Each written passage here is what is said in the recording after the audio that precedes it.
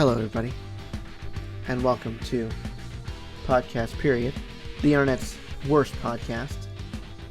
My name is Ben, and with me today is my co-host David. What's up, guys? And today we're recording the Christmas episode. That's right, it's Christmas in July. Christmas in July. What you gonna do about it? Yeah, we're still in July. I was worried it was too late to make that joke. 2 more days. It won't be July when the episode comes out, but whatever. Who cares? Who cares? Anyway, so yeah, we've got a bunch of stuff planned. We watched a movie just like we did last episode, although I think we've both got much better opinions about this one. At least I do. I like this movie a lot. And it actually tied into a topic that we talked about last episode, which was when I was talking about Yellowstone Park, the volcano blowing up. That's actually kind of what the movie that we watched is based on. It's like they called it a docudrama. It's from BBC. The BBC, I should say. It's called Supervolcano. It was pretty interesting. What'd you think? From past experiences or the experience that we were supposed to watch for this particular episode? Either one. Because my opinions have slightly changed, mostly because I had no idea the CGI was so terrible until I knew it was gonna be bad. I was like, oh Lord, this is not what I remember. Apparently, it was a TV movie too. It wasn't even something that they showed in theaters. So yeah, that's I was gonna ask. Was this that's part of the reason? Technically, a movie, or is this like a mini series? Because it was. I think it's a TV movie, but they split it up into 2 episodes on Netflix, so I'm not sure if it was shown that way. I assume it was, because they had credits on the ends of both episodes. Yeah. Who knows? Who knows? Who cares? Them British people is weird. But anyways, from a scientific standpoint, I really, really liked it. Yeah. From a enjoyable movie, or whatever you want to call it, to watch, if you get past the CGI, it's fine. The acting's also a bit whatever. Yeah, you could say that. I hope it's not accurate though, because we're in trouble. Yeah, Lord. I mean, it's not. I'll give it this. It's not as world-ending as I thought it would be, but if it does explode, we're all pretty screwed. Yeah. At least here in the continental U.S., we're in big trouble, and everybody else isn't going to have a good time either, because that's going to have some devastating effects. Mm-hmm. Yeah. But yeah, like David said, the CGI isn't great anymore. Like, not even close. It looks like somebody with 3 days worth of After Effects experience. It looks like something that they threw together, basically. But other than that, it wasn't too bad. The like he said, from a scientific perspective, it's very accurate because it was supposed to be very scientifically accurate. The acting was, it wasn't great. It's a TV movie. You know, what do you expect? A TV movie with actors that nobody knows. I don't even know if these people acted in anything after this. I'm sure they did, but I have no idea. But I don't know any of them. So exactly, yeah. These are people that you have not seen before and probably will never see again in anything that you watch, unless you're watching something obscure like a TV movie that aired in Britain about a Yellowstone volcano erupting. So, yeah. There's nothing really to say except the CGI was not great and the acting was not great. And I don't really want to spoil anything because it is a very interesting watch if you haven't seen it. So, yeah, if you haven't seen Supervolcano, it's on Netflix. I don't know for how long.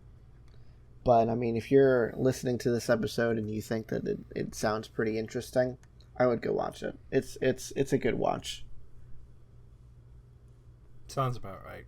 Yeah.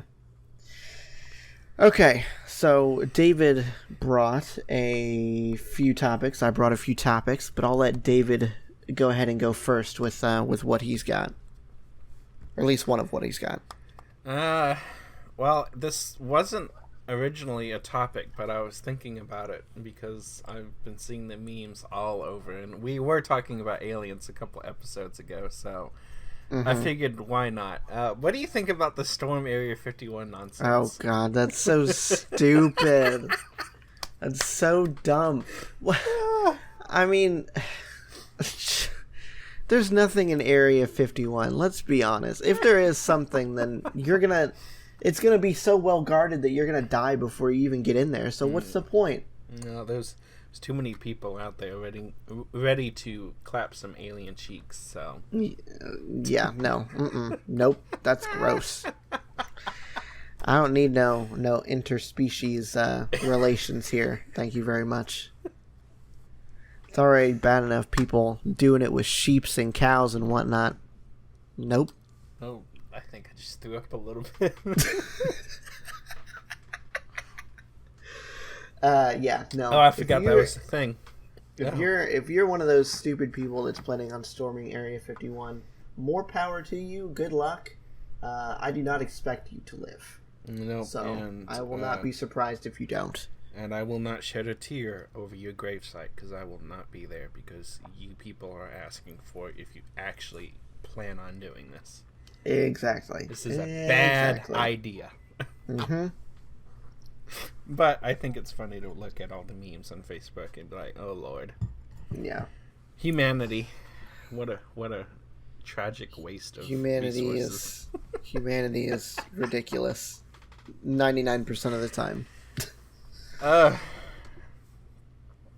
So I've got a few questions that I brought, and you guys, if you're listening to this, I would feel free to tweet at us with your answers and leave a comment down in the YouTube comments if you're listening to us on YouTube. I've got a few questions that David may have pondered. I know I haven't really pondered it, but I'm going to ask them and see what he thinks, and I'm going to give my own answers. And like I said, you guys can give your own answers too. So,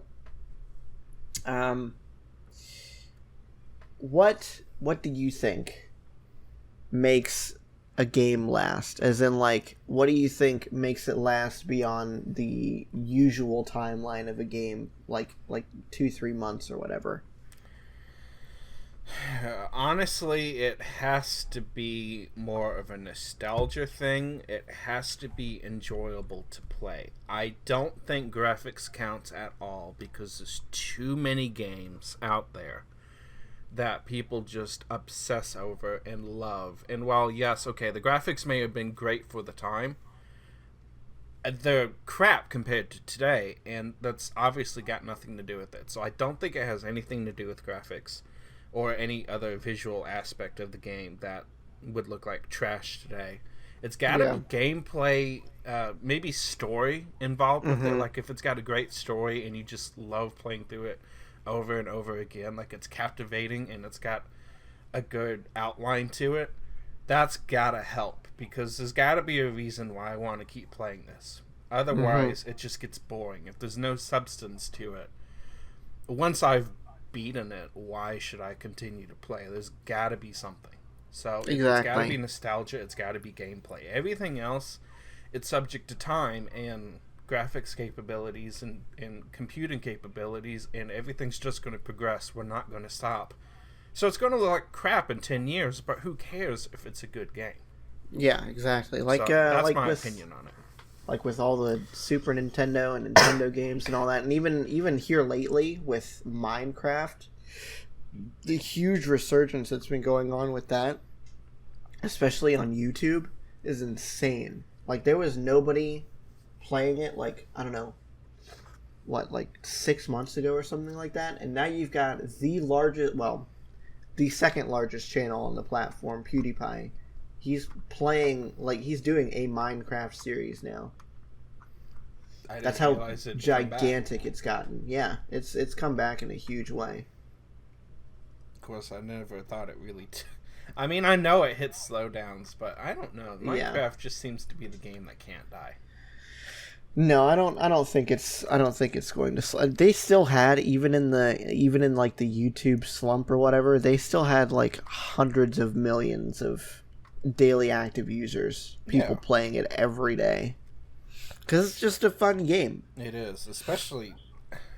I like it more when you and I are going down either mods or other crazy things that we do. I like the visual aspects that we sometimes add to it, the resource packs and all that makes the game look a little bit prettier. But I think I like the modding a lot more than anything else when we do that, or just when we're just goofing around with it. It's one of those games that's very, very versatile now with all the things that you got going on. There's always some. Every time we've played this game, because we've kicked it off again like 5-6 times now. We give it a break and then we go back. Every time we've gone back, we've done something completely different and new. And to me, that's just amazing that we can go back and we can do something new and we can try stuff that we wasn't able to try before, either because they've added stuff or because there's just a vast community out there that have different things. There's always something new to try, and that's kind of going back to the what makes a game last thing. That helps too. If you can somewhat continue supporting it, or you can add more things as time goes on. Yeah, in the PC gaming sphere, modding is what helps a game last a lot longer than it theoretically should have. Exactly. Yeah, like even like Skyrim, the fact that it's still so big is because there's like 80 bajillion mods for it, and you can add mods on top of mods on top of mods and extend your playthrough out like 300-400 hours or something like that. It's ridiculous. Exactly. And even games that you can't do that with, like say, well, I guess Halo on PC you can still mod, but I still like to go back and play that just for like you said, just for the story. Yeah. The story I think is amazing for most of the Halo games. I find it really fun.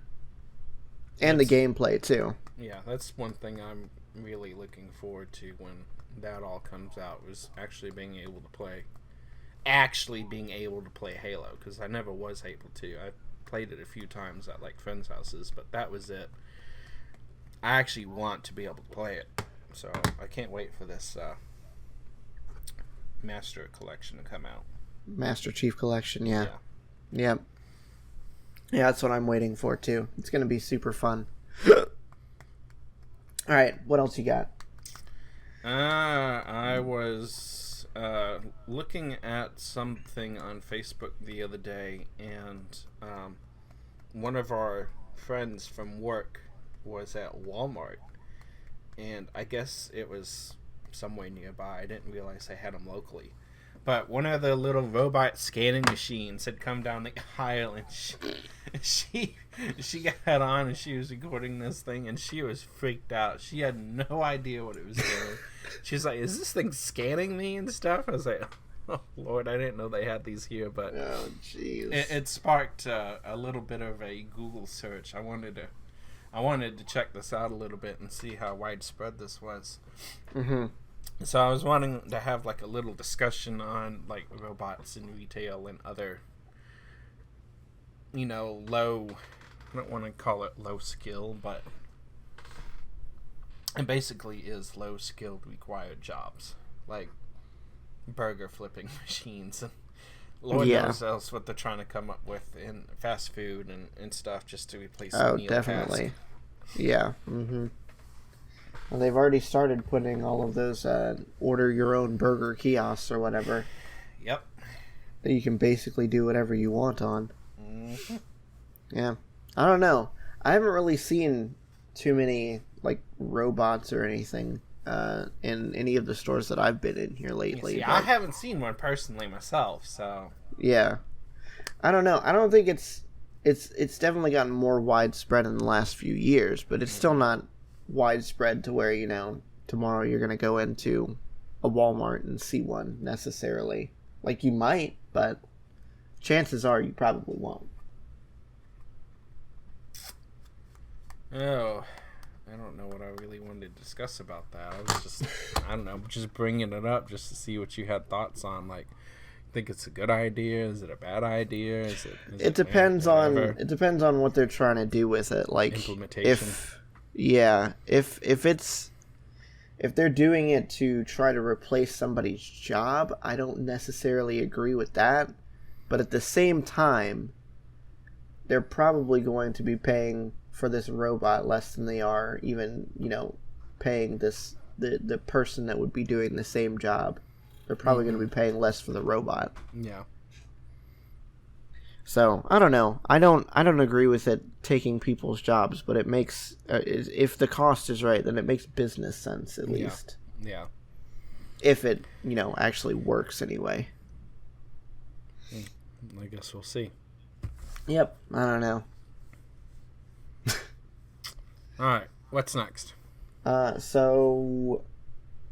Okay. What is a movie that you think everybody should watch and why? A movie that I think everybody should watch and why? Oh, yeah. Goodness. That's a good question.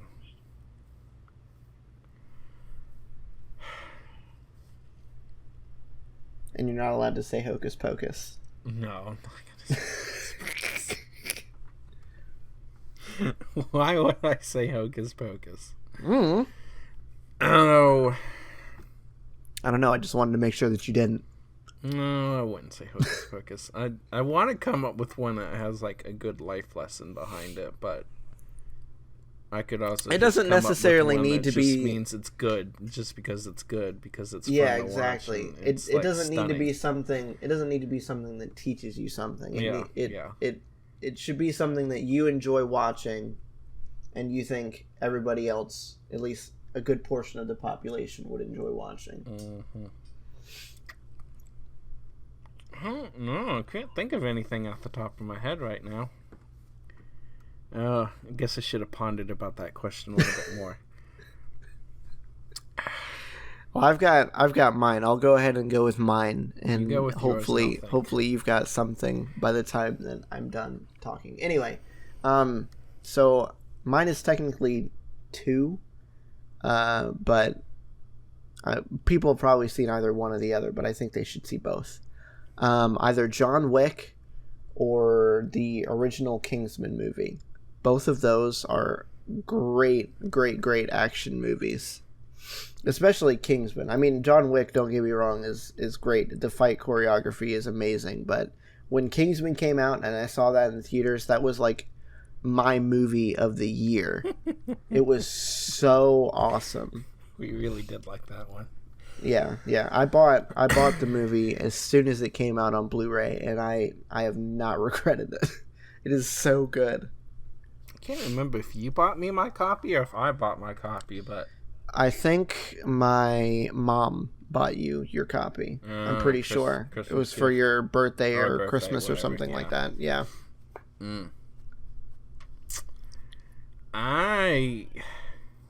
The one movie that I'm thinking of off the top of my head is probably Shawshank Redemption. Just because it's good too, yeah. A darn good movie. Like, I can't find like any flaw with that movie whatsoever. Okay, it's somewhat, of course, Kingsman is way graphically more intense than that is. Yeah. So they have like a graphic area of the movie, but compared to what's on TV nowadays, I mean, for God's sake, you got teenagers out there watching 13 Reasons Why, where they literally sodomized a kid with a freaking broomstick. So, yeah, that was a hard scene to watch. Yeah, and kids committing suicide in bathtubs. So, actually, they recently edited that out? Yeah, they recently re-edited it and edited that scene out. I thought at least the super duper graphic part of it, where she like slits her wrists open. But yeah, that chilled my blood right there. That was like, ooh. Yeah, I don't like watching this. I don't think that it should have gotten the reaction that it did. I mean, I don't think that is going to spark somebody to be like, yeah, that's totally something I should do. But yeah, At the same time, I get where people are coming from because, this is probably something they were watching with their teenagers or whatever, and then that came on, and it's like, oh, boy, yeah, I don't really need them to see that. Yeah, I get it. But, so, you're going with Shawshank Redemption? I think Shawshank Redemption. Yeah, that's a good movie. Either that or Green Mile's another good. Yes, that was another movie. really good one, too. Yeah. That one, I haven't watched The Green Mile in a long time. I think I need to rewatch it again. All the time, so I end up seeing like bits and pieces of it whenever I actually see it, and there's nothing else to watch. I'll turn it on, but they cut so much out when it's on TV, and I never get to start it from the beginning and finish it. So it's been a bit since I've seen the whole thing, but I've got it on DVD. I'll have to pull it out and watch it one day. I don't know. It's either way. It's a good movie. Yeah, all those are good movies. Amazon or something. I've got it somewhere. Green Mile, probably. Who knows? Okay, what else you got? I don't know if this is actually going to be.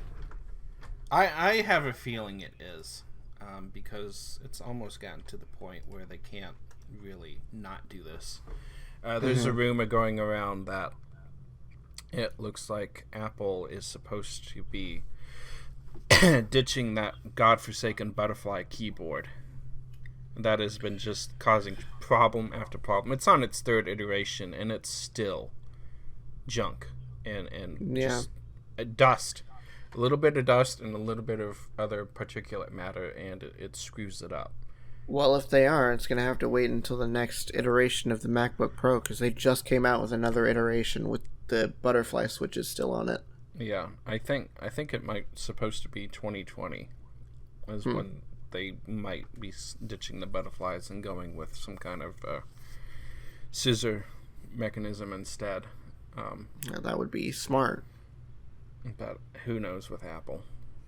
When you have to launch a next day campaign to fix keyboards on a device that you just launched, it's pretty bad.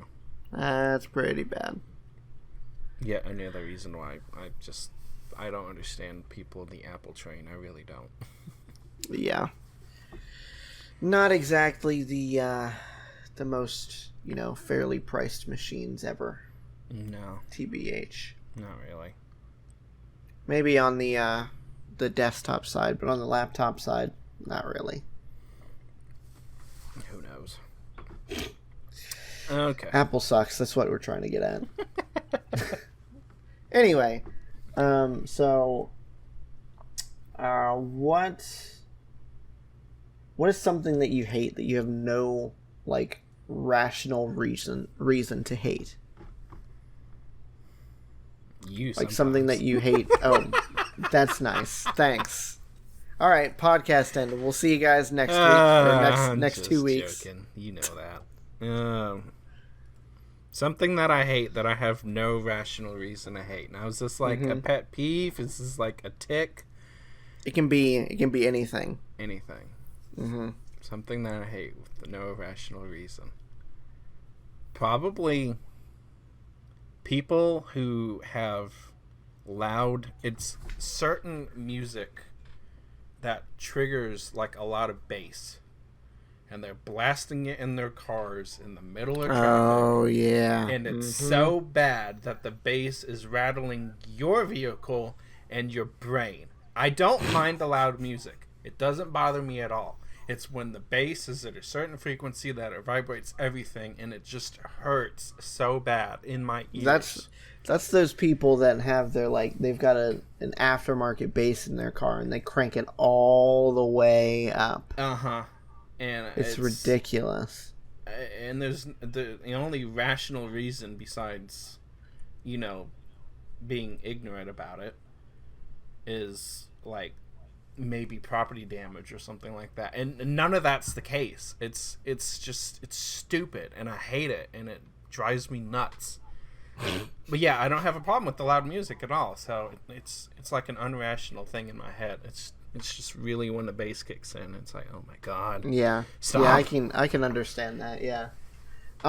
So I would have to say that I mean, I guess I do have a reason for this.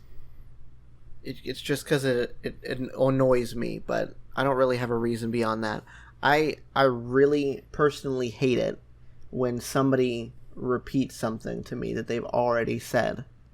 Like, even if it's just once or twice, if somebody's told me something and then like 5 minutes later they tell me it again, I'm like, seriously? I already heard this. I know. I get it. I understand. I feel like I do this to you a lot, though. You don't do it to me that often. It might happen once or twice, but Nicole, my wife, does it a lot. She's gotten a lot better since we've gotten married, though. But when we were dating and when we were first married, it happened a lot. A lot. I'm just thinking to myself, like, you know, I sometimes ramble a bit. I wonder if I do this to him a lot, and I just I don't notice it. You ramble, but rambling isn't really the same as repeating yourself in my eyes. I don't know.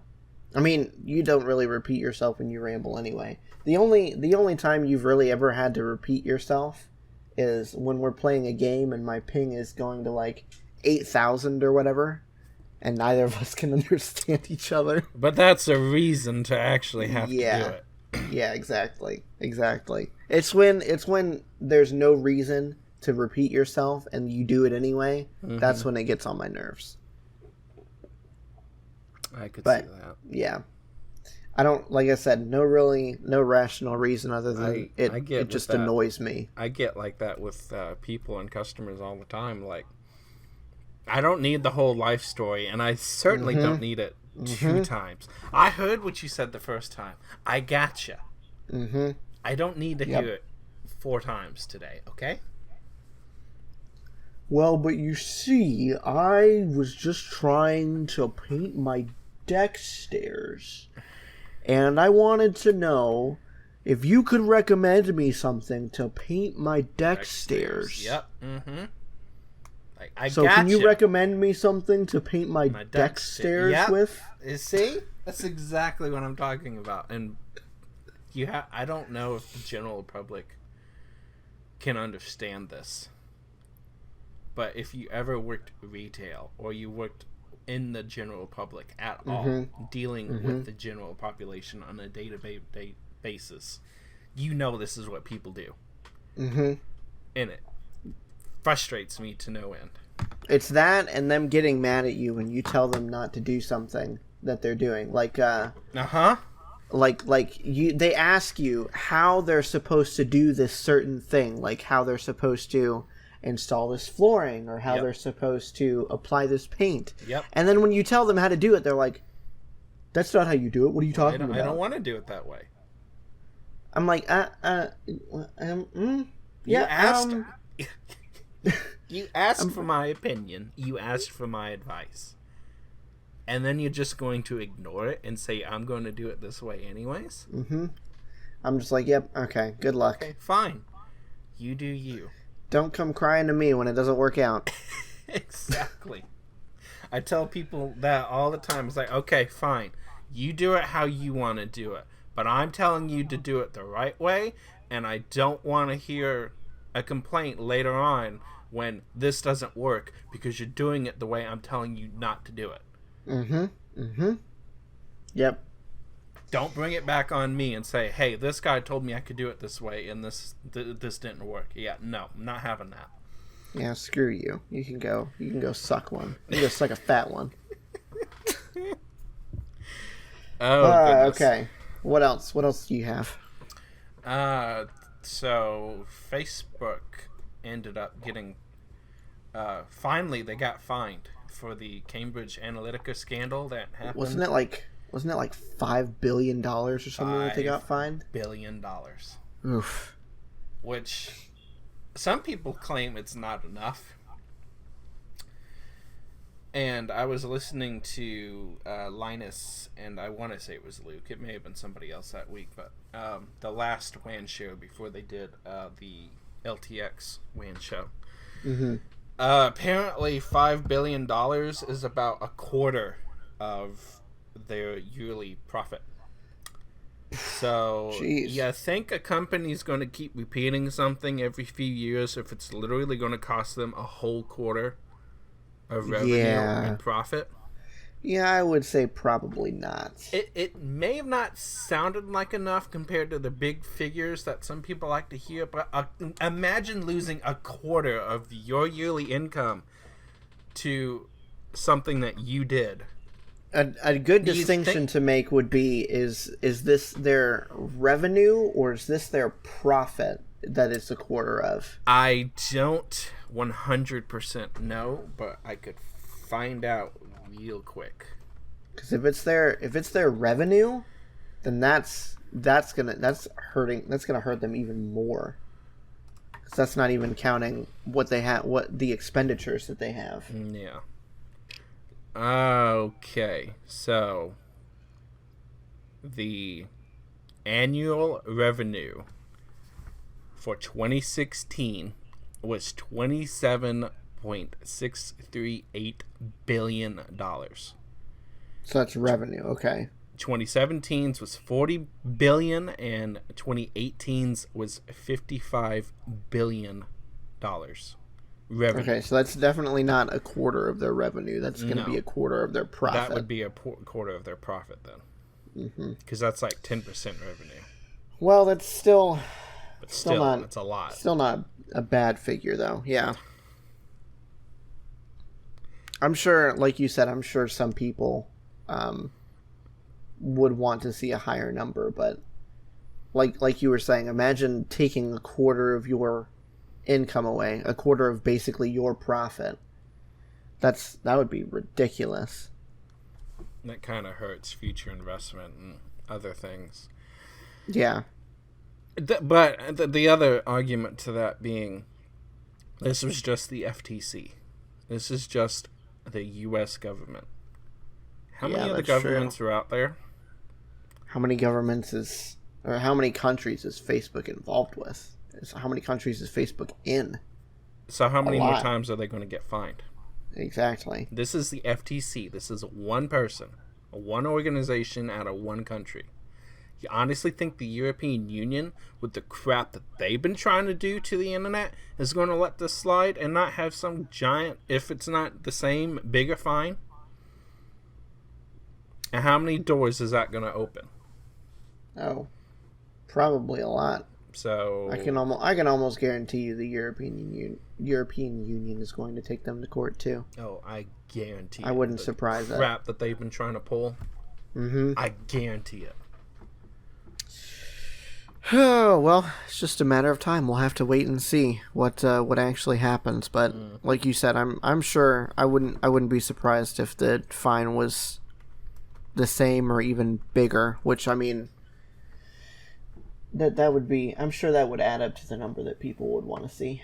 Yeah, it's one of those things that maybe it wasn't enough. Maybe it is. Maybe it's not. But for context, the $5 billion fine is nearly 30 times larger than any other fine that the FTC has ever established on a company.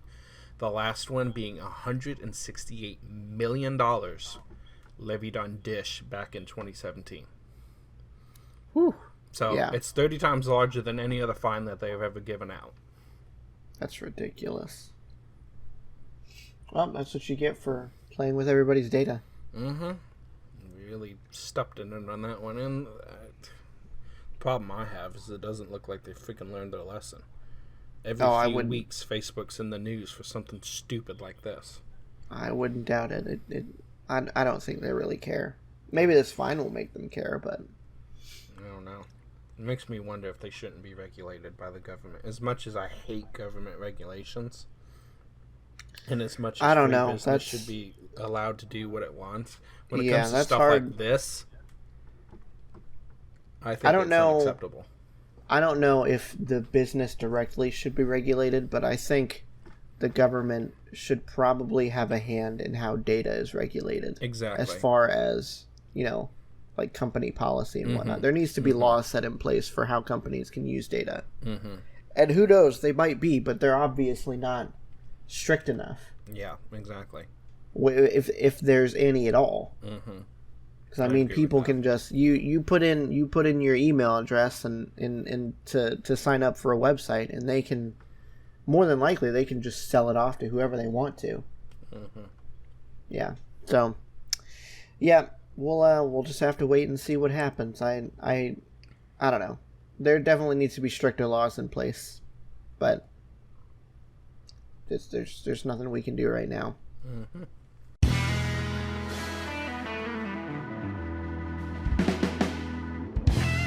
Today's episode of Podcast Period is sponsored by, well, you. We've recently started a Patreon to help offset some of the costs of running the podcast, and you can be a part of it for as little as $1 a month. We have an exclusive Discord server, community events, a Minecraft server, and you can access episodes early as well. If you want to help out the show by throwing some money our way, just head to patreon.com/podcastperiod. Again, that's patreon.com/podcastperiod. Now back to the show. So, kind of bridging off of what we were talking about last week with what we think the most likely apocalypse scenarios are, what would be your apocalypse survival plan? If you knew that something was happening that was imminent, what would be your survival plan? You know, I'd like to watch a lot of these doomsday, like, preppers and stuff, different plans and stuff that they either publicize or they have, like, TV documentaries about and all that. Mm-hmm. And honestly, I think all these people are wasting their freaking time unless you have 3 basic necessities. You have proven, impenetrable shelter. Mm-hmm. You have an absolute, or at least as close to an absolutely unlimited water supply you can get that cannot be contaminated in any shape or form.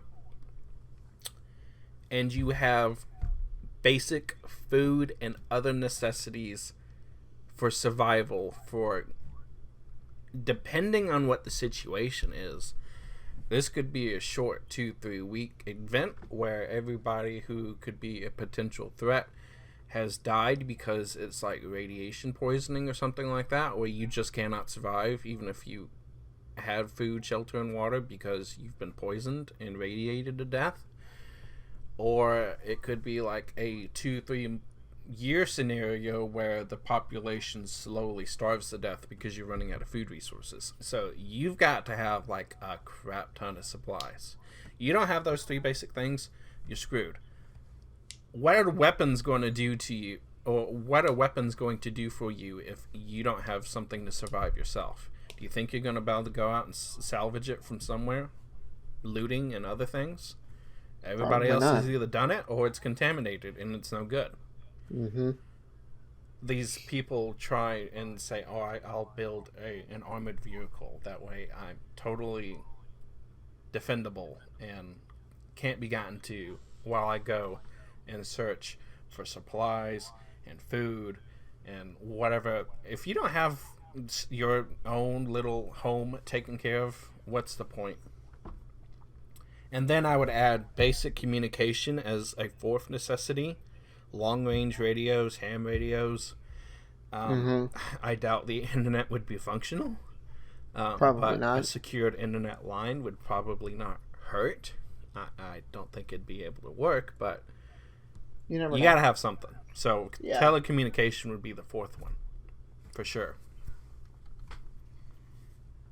So the plan would be to build like a secrecy also is a key here, because if everybody and your mother's brother knows about this, then what good does it do? So you gotta have like a massive underground like bunker with all the aforementioned supplies. You kind of have to be the only one that knows about it, or immediate family. If you have a family, obviously I would hope you take care of your family. But little Johnny, who's 13 and wants to bring his girlfriend, can't know about it, because then that opens up another issue. Exactly. Yeah. You gotta keep it zilch on the down low. and ride it out for as long as you can. Maybe as a fifth thing, have, like I said, armored vehicle for transportation or other means of safe transportation. I don't know what else you could do besides like tanks or, I mean, if you have underground network of stuff, okay, you could probably do tunnels, but that's probably highly unrealistic and probably unachievable. So armored transportation for when things are safe outside, so that you could maybe go look for other survivors and stuff like that. Mm-hmm. Other than that, I really don't know. It kind of depends on the situation, but I think some people overthink it. You've got to have the basic survival stuff nailed down, otherwise you're screwed.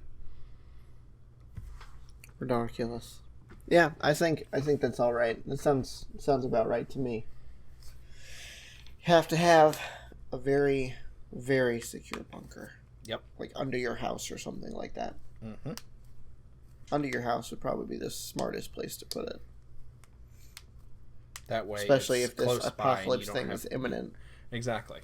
Because what good does it do if it's 2 miles away and you can't, not 2 miles away, 2+ hours away, and you can't get to it? Exactly. Yeah, that doesn't seem very smart to me at all. Anything else you'd like to add to that? Like key survival elements? Not really. I mean, I think the doomsday preppers that people are showing off, the ones with like thousands and thousands of weapons stored down in their bunker, are kind of stupid. I mean, for one, like you said, they're publicizing the bunker, and two, I mean, if you have a bunker full of guns, what are you going to eat? You going to eat the bullets? Mm-hmm. You may as well stick one in the gun and shoot it off while you're at it. Mm-hmm. It's basically what you're gonna be doing yourself, shooting yourself in the foot with no food or water or anything like that. All you're gonna be in is a concrete basement with a few hundred guns, a few thousand rounds of ammo. Good is that gonna do you? And who's gonna shoot all these guns? Exactly. How many people are you gonna have in this underground bunker that you need a whole arsenal for an army? You're going to have 15 buddies down there with you and you can actually accomplish something? Or are you talking 1 or 2 people that have a stockpile of 500 guns behind them? What does that do? Nothing. Absolutely. They're just going to sit there and not be shot because nobody can use them because it's you dingus. Mm-hmm. Yeah, I don't understand. I really don't. Yeah, neither do I. I don't get it. I don't ever have to actually... hope we don't actually have to think about that in a real life situation. Yeah, that would be very, very comforting to know that I wouldn't ever have to do that, but it's always a possibility, so yeah. All right, what else you got? So you were talking about the I forget who it was exactly. Was it the main guy behind the Equifax breach? One of the executives, yeah. Gotcha. So you were talking about that a couple of episodes ago, or last episode, whatever. And then it was funny enough that you had asked me about this data breach thing the other day, because this was one of my topics. They have a whole website dedicated to this, where you can file your claims and find out if you were actually affected by it or anything like that. And they've got like a bunch of stuff that they are being required to provide. It's a $425 million settlement to help people affected by the data breach. And if you're affected, you can get at least $125, if not more. I was one of those people where, I mean, I was apparently affected, but nothing ever happened to me. So, I mean, my Social Security number is out there now, which isn't great, but I mean, nothing I can really do about it except hope that nobody tries to open up a credit card in my name. Yeah. So up to 10 years of free credit monitoring, or $125 if you decide not to enroll because you already have credit monitoring. Yeah, which I do. Up to 6 more years of free monitoring on your Equifax report. If you were a minor in 2017, you are eligible for a total of 18 years of free credit monitoring. Hey. So that's good. They have cash payments up to $20,000 per person for expenses lost as a result of this breach, like credit monitoring cost, unauthorized charges, and all that stuff. Yeah, that's stuff that you all have to prove. You'd have to prove, though. Yeah. Yep. But like I said, I don't have to worry about that. So I mean, I'm getting my $125 check, but nothing else. Guess I'll put it towards like a bill or something. Yep. Well, but I mean, I can't complain about a free $125. Not that that's a good thing that my Social Security number's out there, but what are you gonna do, right? Yeah, it's one of those things. I wouldn't be happy about it. Supposedly, I'm not affected by this, and it kind of would make sense why, because they wouldn't have any information on me at the time of the attack.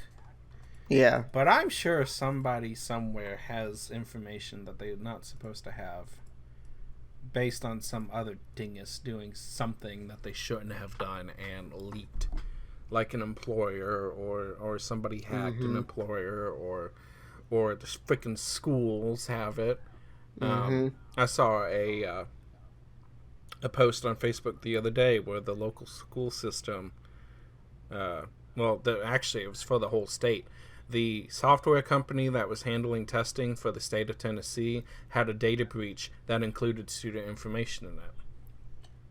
Oh my goodness. So, freaking the schools can't handle your dang information, because then they use third-party people to provide testing services for you, and the third-party people are the ones that end up getting breached. So, what good does it do? I mean, God forbid it's like these people and they lose it. It's like these people don't think that they need IT services or something like that. Like, if you're handling anybody's personal data, you need a way to secure it. You need to have protocols in place to secure it. I mean, it's not saying that you shouldn't leave room for some human error, because, I mean, we're people. There's obviously going to be mistakes made, but there needs to be protocols in place to try and prevent that human error, and or when and if that human error comes into play, how to either prevent it from happening again or like secure whatever happened, you know? But there's not really a whole lot anybody on a personal level can do, except like Equifax is offering, monitor your personal information, monitor your credit and everything, and hope to God that nobody decides to open up a credit card or something in your name and take out a giant loan. Yeah. Exactly. Because even if you dispute that, it's still going to be on your credit report.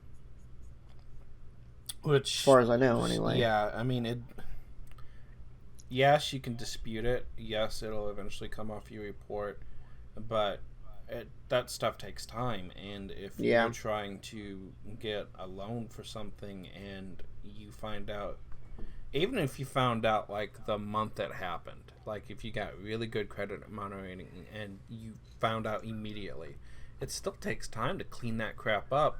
What if you were 2 months away from trying to buy a house, and now your funding falls through because your credit score isn't what it was supposed to be because this crap's on it, and you can't get it off in time? I mean, that can screw with people's lives, even if you get it disputed in time.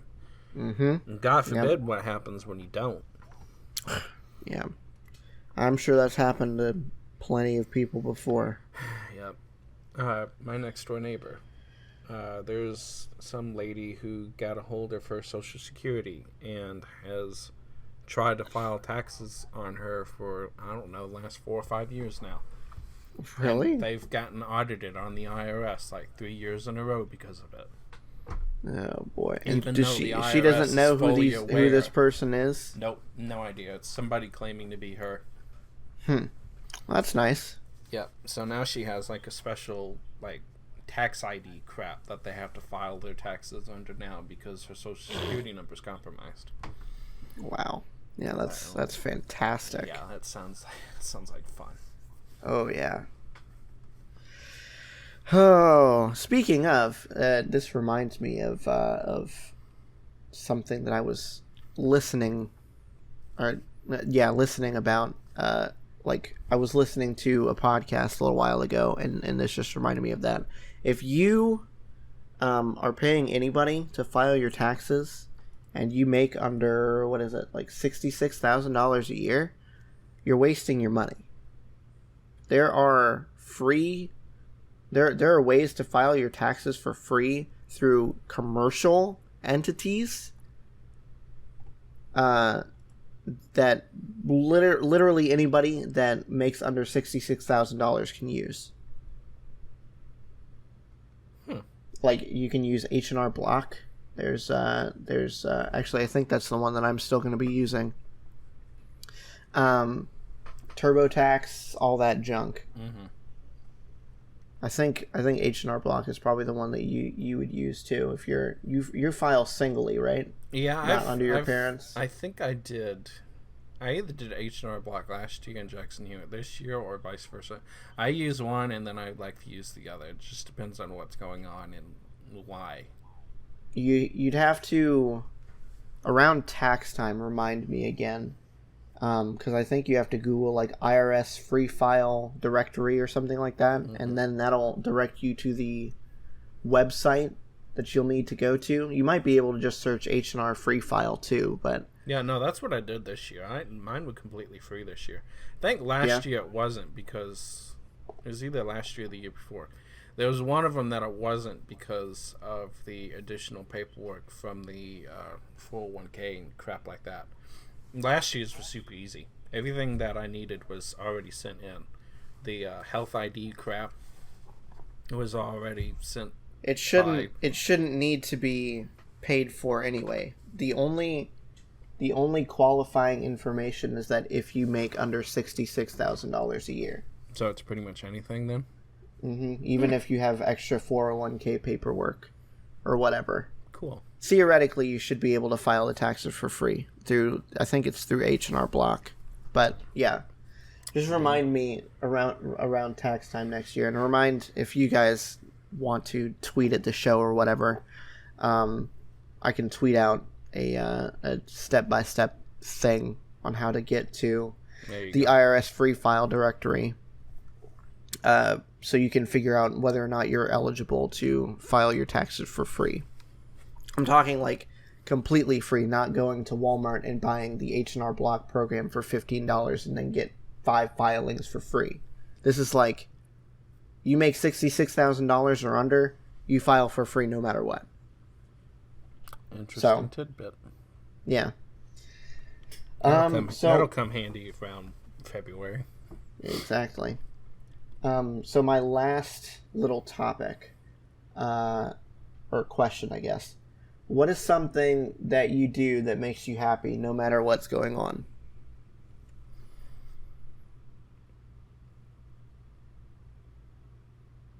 Honestly, probably just playing games with you on the computer. Yeah, I'd have to say the same. Either that or just like vegging and watching a TV show by myself. Exactly. That's also very, very relaxing. Mm-hmm. But yeah, definitely we both are on the same page with the playing games thing, because we both like to just it's kind of the same thing. Like, we take the game seriously, but at the same time it's like 99% of the time we're just playing it to relax after a day's work or whatever. So somewhat it's therapeutic in its own way, even though it's agitating in its own way. And when it gets to that point where it's just too agitating, we just give up and play something else. Play a different game. Yeah, exactly. If there's a reason beyond normal circumstances that it's agitating us, those will hasten we're ditching this game and we will play something else scenarios. Like the game crashing out and being buggy, or just straight up screwing us over. Mm-hmm. Exactly. Goodbye. Exactly. Bye-bye. See you later. Ugh. Yeah, I think that's where we're going to leave it this episode, guys. Unless you've still got something else, David. Nope. I, for the first time in a long time, completely finished my doc. Look at that. Even with It's the extra amazing. topic thrown in there. Yeah, so that's where we're going to leave it, guys. Thank you so much for listening. Wherever you're listening to us, please leave a like, leave a rating. If you're on YouTube, feel free to subscribe to us and drop a comment or whatever. You can tweet at us at Podcast Period on Twitter. You can follow us on Instagram at Podcast Period. You can email us at podcastperiodpodcast@gmail.com. We may have a website here sooner or later. I'm still looking into that. Yeah, that's where we're going to leave it. Thank you guys so much for listening. We will see you in a couple weeks. Bye. Bye, guys.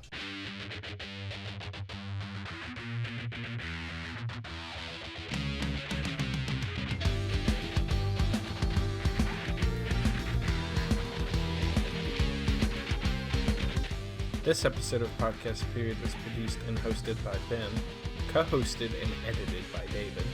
You can find Ben on Twitter at BenPlaysVidjas. That's Ben Plays VIDYAS. And you can find David at Car6by16. You can find the show on Twitter at Podcast Period or email us at podcastperiod@gmail.com. That's it for this week. Thanks for listening.